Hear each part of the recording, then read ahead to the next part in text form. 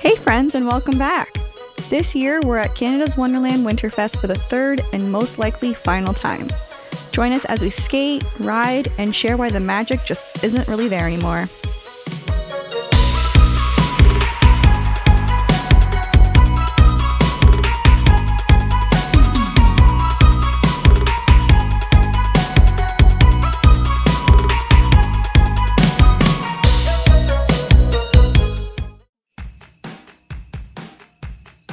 We're back! We're back at Canada's Wonderland Winterfest for the third year in a row. This was easily our coldest visit here yet. Even with it being the first year going there was snow on the ground and everything. This was easily the coldest visit. It was about -16 and the cold really cut right to my bones. We did dress for the weather. We did make a few mistakes with the pants area.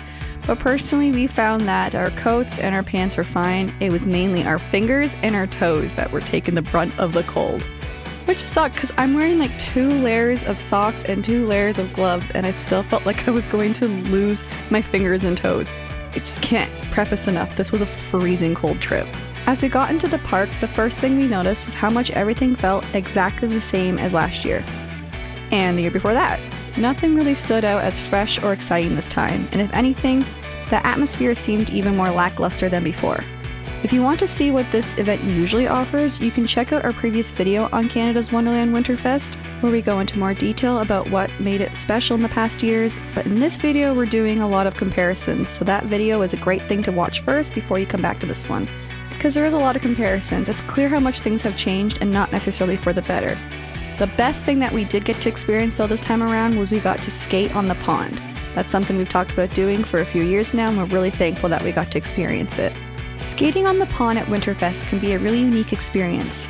But if you wanted to make it extra fun, we recommend looking up the tree lighting times and trying to book your skating session during that. It makes it a much more magical time to have. Mike brought his own skates, but honestly, it wasn't as convenient as we thought it would be. Even with your own skates, you still have to go through the skate shop to sign a waiver, get a wristband, and stand in the same line as everybody else who's renting skates, like myself. And honestly, it was a $5 difference, $10 for Mike, $15 for me. It was just kind of is it worth it? Plus, going in and out of the park and dealing with their security process made it much more of a hassle than it really was worth. I think it's a comfort thing for some people. It is, because when it comes to the rented skates, lacing up was not the best experience. And I'll tell you about that after this brief moment of Mike losing it after seeing Snoopy. What? Snoopy? Right there. I see Snoopy. Snoopy! Oh my god, I love you, Snoopy! Woo! You're the man, Snoopy! You're the dog! Yeah!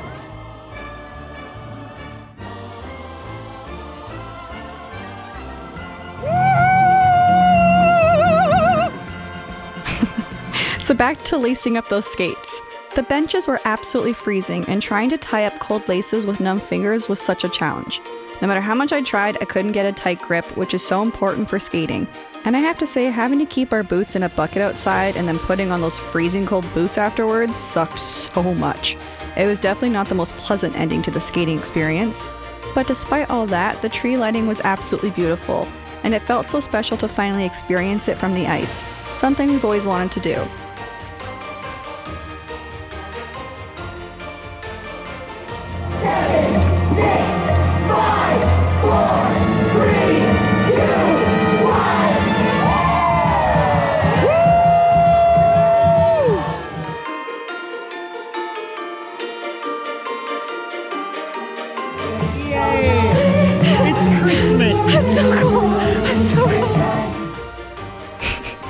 Since I'm not the greatest skater, Mike pushing me around the rink on one of those little plastic seals was honestly the highlight of my night.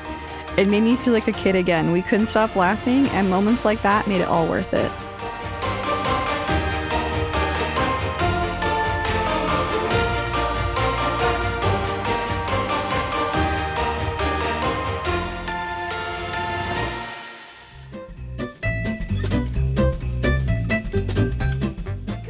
Feel a damn thing.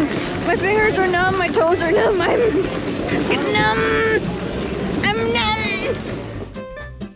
So as you could see, I was frozen actually to the bone, so we took a quick pit stop to the nearest gift shop to try and get a little bit warmer. It didn't really do the trick as the doors were still wide open all around me, so cold air was just flying in. But that is something we did take notice, that there were less gift shops this year and a lot less options for eating. There was way more places that we wanted to try last year and we wanted to try this year, and so many of them were closed. What's up with that? Come on, Canada's Wonderland, we want answers. What the heck? You also closed the hockey area. Yeah, that was also very strange. This is Canada. Why? Why? It's hockey season. Why? Why? Be more constructive with your feedback, please. Why? Why?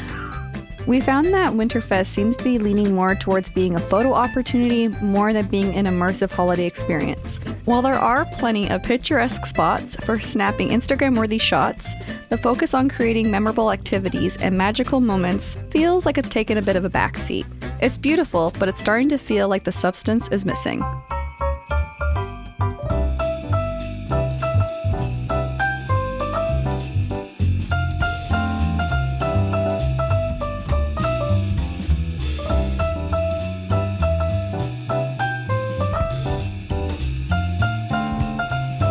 With the construction happening for their new roller coaster, so much of the park was closed off. Instead of making it work or turning into something creative, it just kind of felt, well, a little pathetic. I didn't feel like much effort went into masking the disruption. We were starting to get a little hungry, so we decided to head over to Festive Feast. It looked like such a great place to eat last year, and we made it a goal to try it out this time around, but unfortunately, we were let down when we realized there wasn't any food here. Just washrooms to use.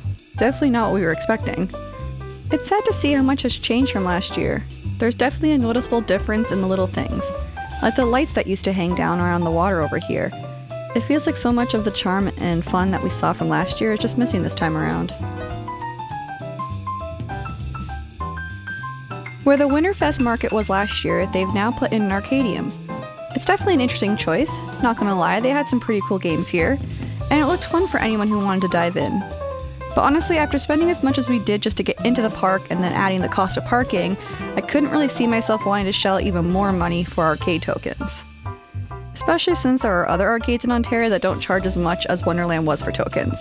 It's a neat addition, but it just doesn't feel worth it after everything else we've already spent money on here. Go to Clifton Hill for an arcade. If you want to know more about that, you can circle back to one of our older videos talking about our experience at Clifton Hill, Niagara Falls for another arcade experience. I love playing Connect 4 basketball.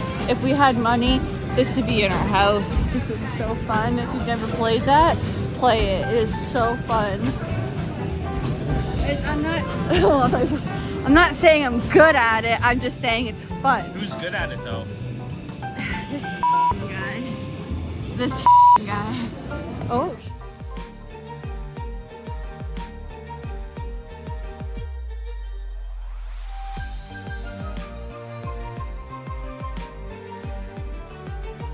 One surprising thing was the size of the crowd, or lack of it.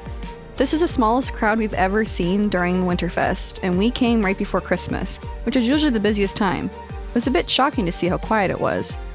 With the smaller crowds though, this year it meant that we could hop on rides super quickly, even though the rides were super short, so it wasn't all bad. Like Thunder Run is a roller coaster we've made a tradition of riding each Winterfest, so with the lines being super short, we were very excited to be able to get on this ride super quickly because it was very cold out.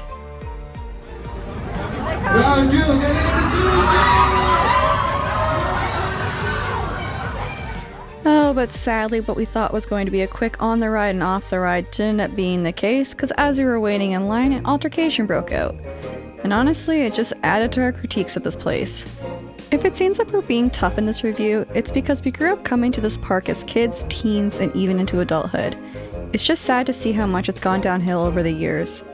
Mike kept saying that every year we come back, the rating just keeps getting lower. And this incident really highlighted the lack of trained staff. It took far too long for security to even show up, and by the time they did, we had already ridden the roller coaster and gotten off, and we didn't even know if the situation got resolved. We've noticed a lot of unenthused employees and staff who just didn't seem to care or know how to handle situations properly. It's disappointing, especially when you think about how this park used to feel so well run and full of energy. Comparing what it is now to what it used to be is just really sad. We decided to skip the alcoholic drinks this year. Honestly, they've been a letdown every year, so we knew what we were getting ourselves into and just decided not to bother this time around. But we did notice the winter market got moved back to where it was a couple years ago, and that actually got us a little pumped to check it out again. It's always been one of Winterfest's saving graces. Though when we got there, we did realize they made the market a lot smaller. Or at least it felt way more crammed into a tighter spot. And with so many people inside trying to warm up, it felt like all of the booths were on top of one another. It was definitely crowded, but this is one of the areas where we feel like our money is well spent. There's still something special about the market, even if it's not as spacious as before.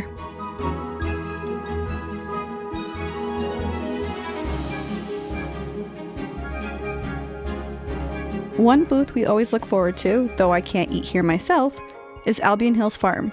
They're such a wonderful company and everyone who works there is an absolute delight.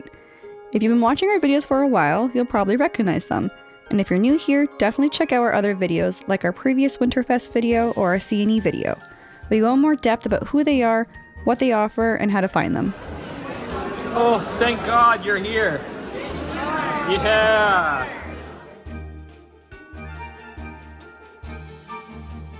What is this? Peppercorn salami. Peppercorn salami. After Albion Hills Farm let Mike sample a bunch of their amazing cured meats, he ended up picking up the Portuguese spicy chorizo again and the peppercorn salami. That was so good. What's that one? Oh, the German camping salami. Thank you. They mentioned that one last time, yeah.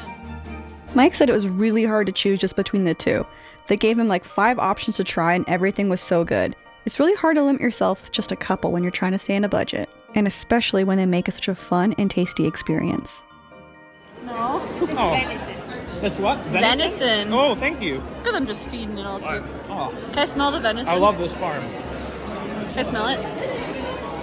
Ooh, it smells. All right, this is venison. I've never had venison, but that smells gamey. I think I know what you're talking about with gamey now. You're making me hungry. Not bad? Good. And what's this one? Italian sopressata. Oh, Garlic and wine. Italian sopressata made with garlic and wine.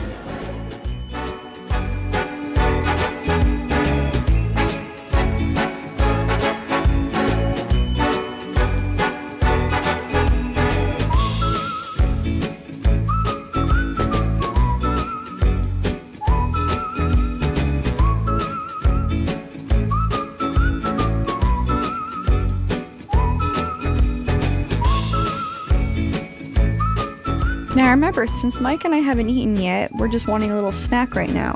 And we're both pretty hungry.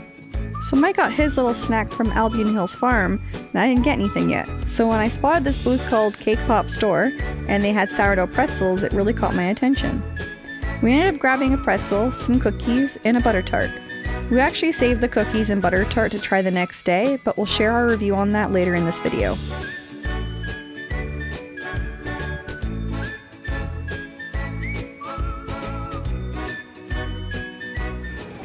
With the sourdough pretzel, everything bagel seasoning, and cheddar. Honestly, it was just fine. It just tasted like a pretzel, nothing really special. Didn't really taste the difference in sourdough. It might have tasted better if it was warm, but yeah, it was just fine. I've had better, really.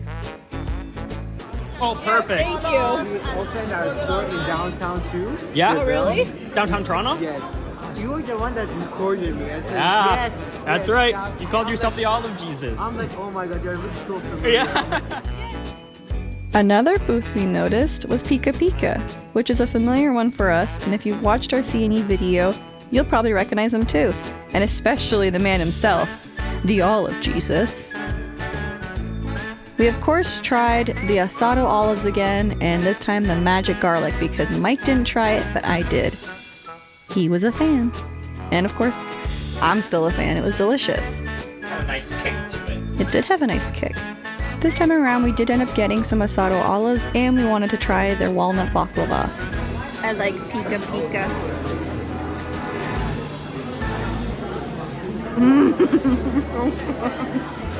Have one.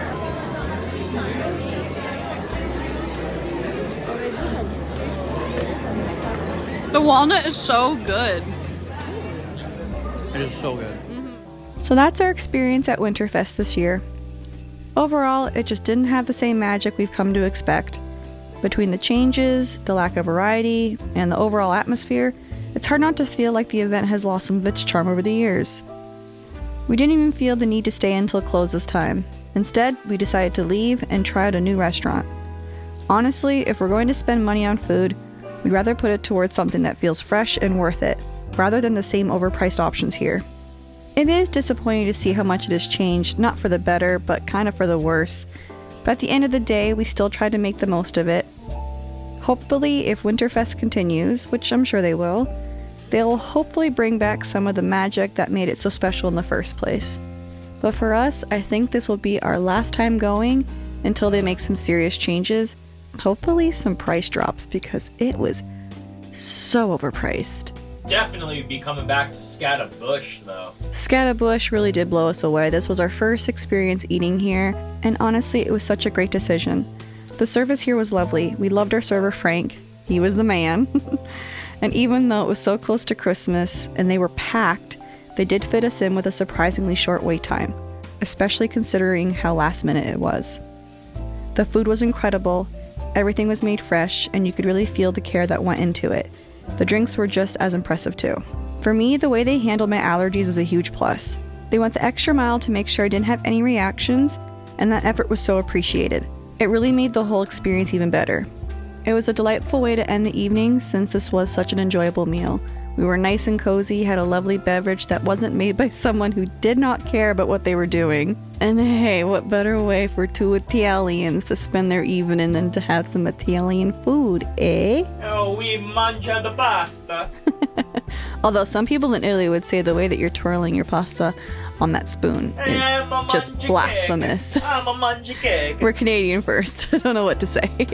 For our appetizer, we got the spinach and ricotta dumplings, Mike got the carbonara, and I got the mushroom truffle mafalde.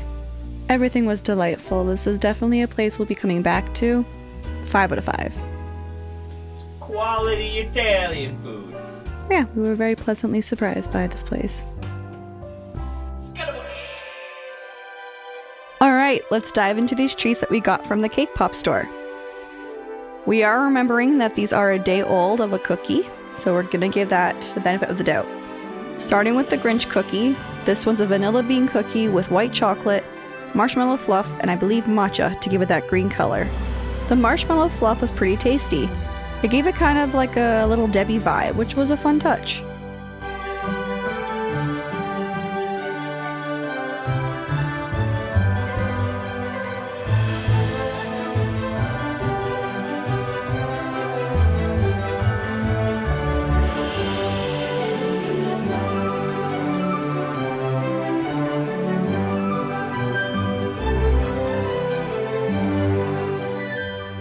Next up is the Texas Cowgirl cookie. This one has score, chocolate, caramel, pretzel, and ruffled chips mixed into this. And honestly, this was our favorite. All the sweet and salty flavors worked really well together, and the soft center just made it even better.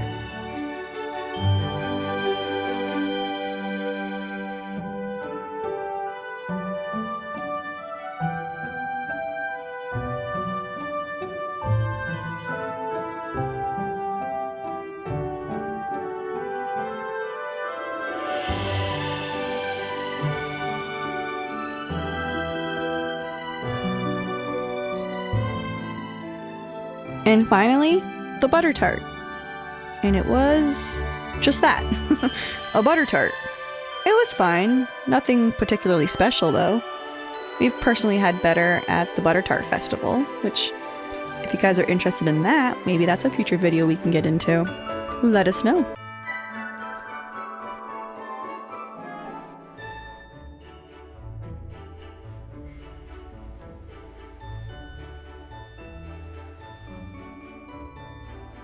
To be fair, all of the treats we got from this place were just fine overall, especially compared to some of the other dessert spots we've tried before. We would like to come back and try their cake pops since that is what they're known for since it's in their name, but for now, we're going to give them a 3 out of 5. And that's our review of Canada's Wonderland Winterfest. Probably our last time here unless some big changes happen. But either way, stay tuned for the rest of our Newfoundland videos. Happy holidays, and we'll see you in the new year.